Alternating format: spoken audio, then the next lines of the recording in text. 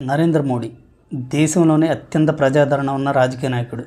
ప్రపంచంలో కూడా అత్యంత ప్రజాదరణ ఉన్న రాజకీయ నాయకుల్లో మొదటి ప్లేస్లో నరేంద్ర మోడీయే ఉన్నాడు. అలాంటి నరేంద్ర మోడీ మూడోసారి ప్రధానమంత్రిగా ప్రమాణ స్వీకారం చేశారు. జవహర్లాల్ నెహ్రూ రికార్డుని ఆయన అయితే సమన్ చేశాడు.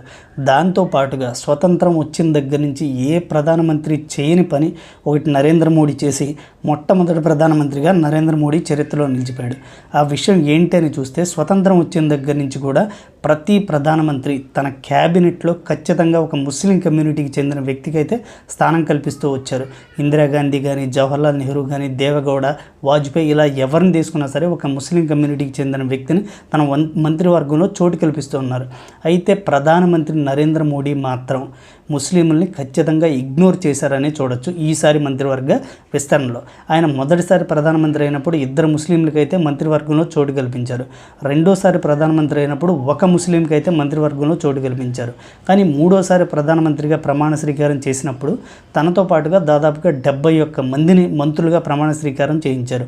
వాళ్ళలో ఒక్క ముస్లిం కూడా లేడు. ఇది ఖచ్చితంగా కొత్త రికార్డుగానే చూడొచ్చు.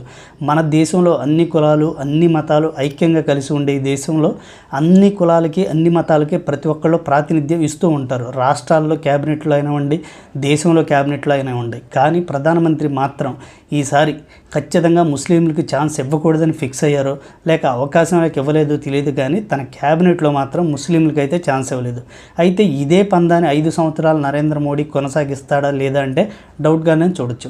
ఎందుకంటే ఎన్డీఏ ప్రభుత్వం కేవలం తెలుగుదేశం అండ్ నితీష్ కుమార్ వల్ల ఇప్పుడు బీజేపీ ప్రభుత్వం అనేది సెంటర్లో ఏర్పడింది. వీళ్ళు ఒత్తిడి చేస్తే కనుక ఖచ్చితంగా ఒక ముస్లిం కమ్యూనిటీ వ్యక్తిని తన క్యాబినెట్లోకి మళ్ళీ మోడీ తీసుకునే అవకాశాలు అయితే ఉన్నాయి. ఎందుకంటే ఆల్రెడీ కాంగ్రెస్ పార్టీ బలపడినట్టు క్లియర్గా కనపడుతుంది. రాబోయే 2029 ఎలక్షన్స్ టైంకి అయితే ఖచ్చితంగా కాంగ్రెస్ పార్టీ భారీగా బలం పుంజుకుంటుంది. దాని మిత్రపక్షాలు కూడా భారీగా బలం పుంజుకునే అవకాశాలు ఉన్నాయి. ఇలాంటి సమయంలో మా పార్టీ ముస్లిం వ్యతిరేకి అనే ముద్ర ఉంటే కనుక బీజేపీకి 2029లో కష్టకాలం ఎదురవుతుంది. సో ఆ సినారియోని దృష్టిలో పెట్టుకొని తెలుగుదేశం అలాగే నితీష్ కుమార్ ఇద్దరూ కూడా బీజేపీ మీద ఒత్తిడి తీసుకొచ్చి ఖచ్చితంగా ఒక ముస్లింకైనా క్యాబినెట్లో చోటు కల్పించేలా చేస్తారు అనే అంచనాలు అయితే ఏర్పడుతున్నాయి. ప్రస్తుతానికైతే నరేంద్ర మోడీ ఈ రికార్డును అయితే క్రియేట్ చేశారు. ఒక్క ముస్లిం వ్యక్తి కూడా లేకుండా క్యాబినెట్ని విస్తరించిన మొట్టమొదటి భారత ప్రధానిగా నరేంద్ర మోడీ రికార్డు సృష్టించారని చెప్పుకోవచ్చు.